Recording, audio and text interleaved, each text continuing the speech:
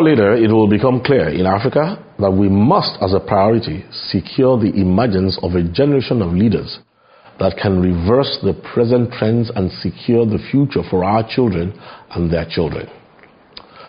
This, however, will never happen until the African mind wraps itself around the fact that the present system and its leadership definitions are all products of a deliberate social engineering exercise. We need African leaders that will know either by instinct but preferably by scholarship that the prevailing global concepts on leadership borrowed deeply from the ancient thought pool of the Greek philosophers like Socrates, Aristotle, and Plato.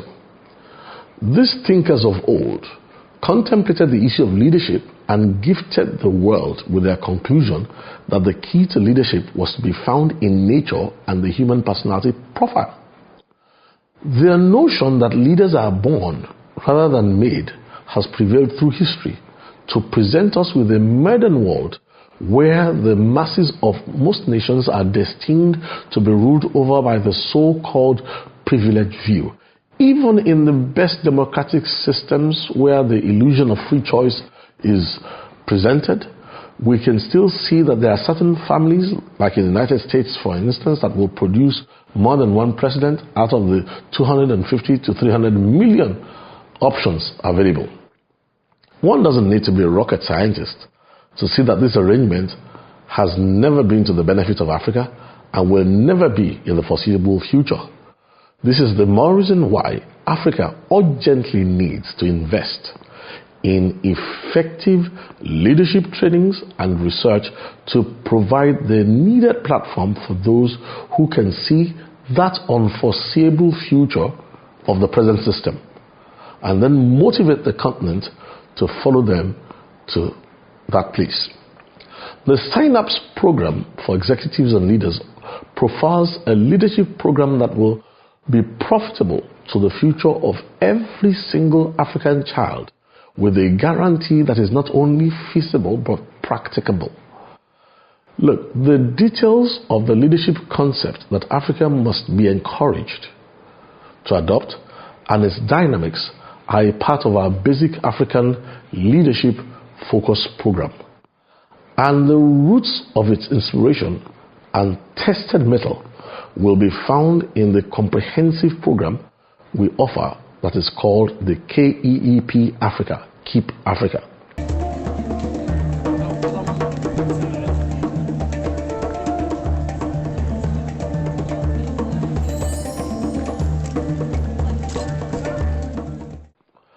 Just like the issue of time and other enigmatic subjects, we know that there is no globally standardized, acceptable definition for leadership. But we've come to accept alongside all others that you recognize leadership when you see it, and you also know clearly when it is absent. Now, we will list for you some basics that help us to appreciate the need for fresh leadership initiatives in Africa. Number one, remember that nothing happens without leadership. 2, leaders can see further and persuade others to accompany them. Leaders make things happen and they don't wait to watch things happen. Leaders never complain about what they permit to happen. Leaders are self-disciplined and they demand sound character of themselves.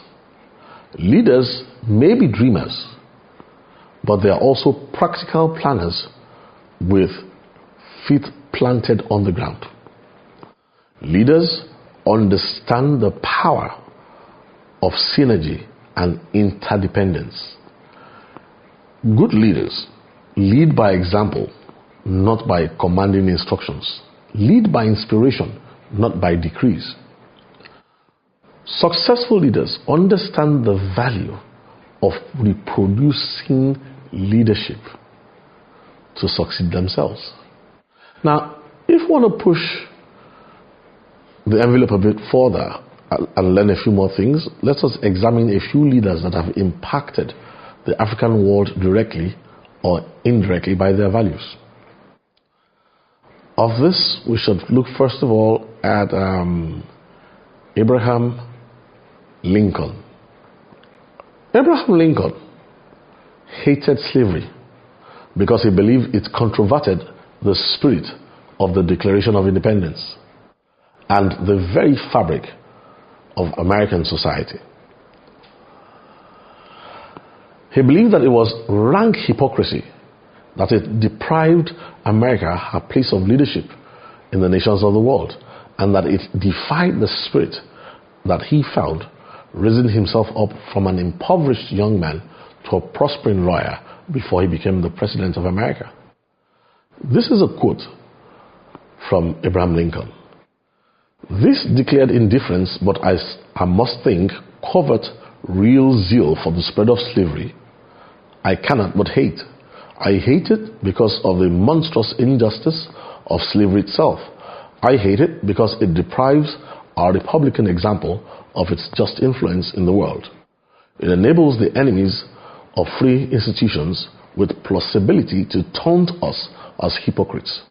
It causes the real friends of freedom to doubt our sincerity, and especially because it forces so many really good men amongst ourselves into an open war with the very fundamental principles of civil liberty.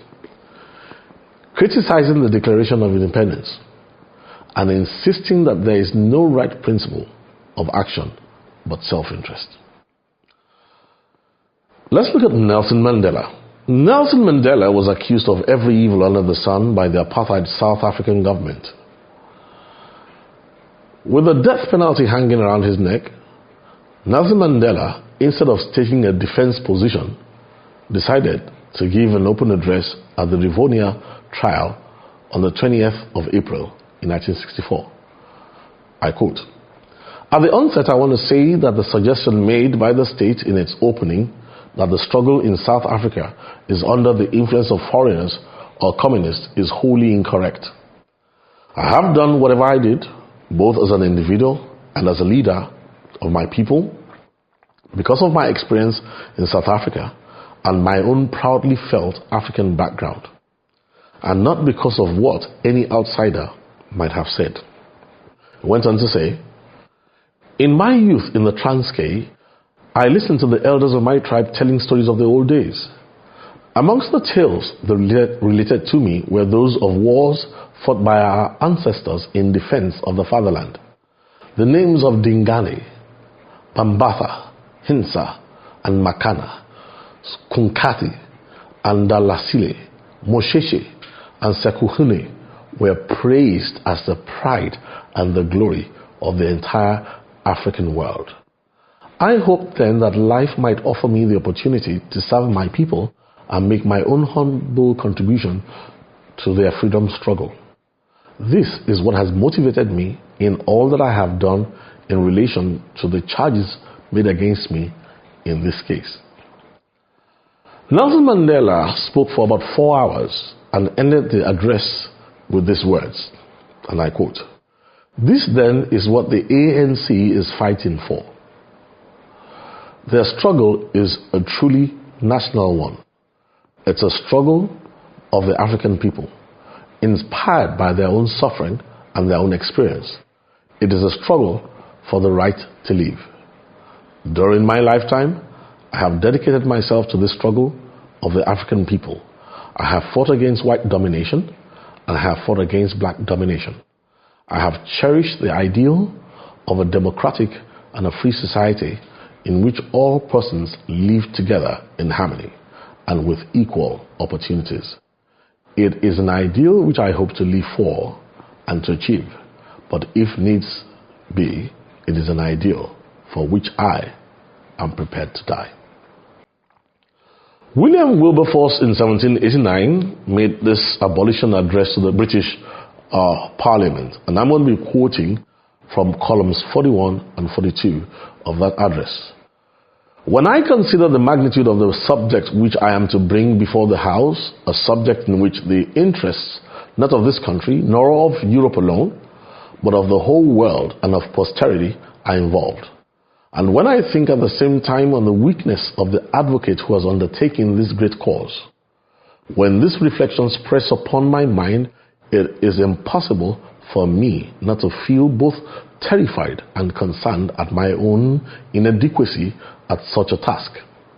But when I reflect, however, on the encouragement which I have had through the whole course of a long and laborious examination of this question, and how much candor I have experienced, and how conviction has increased within my own mind in proportion as I have advanced in my labors, when I reflect especially that however averse any gentleman may now be, yet we shall all be of one opinion in the end. When I turn myself to these thoughts, I take courage. I determine to forget all my other fears, and I march forward with a firmer step in the full assurance that my cause will bear me out and that I shall be able to justify upon the clearest principles every resolution in my hand, the avowed end of which is the total abolition of the slave trade. I wish exceedingly in the outset to guard both myself and the House from entering into the subject with any sort of passion. It is not their passions I shall appeal to. I ask only for their cool and impartial reason, and I wish not to take them by surprise, but to deliberate point by point upon every part of this question. I mean not to accuse anyone, but to take the shame upon myself, in common, indeed, with the whole Parliament of Great Britain, for having suffered this horrid trade to be carried on under the authority. We are all guilty.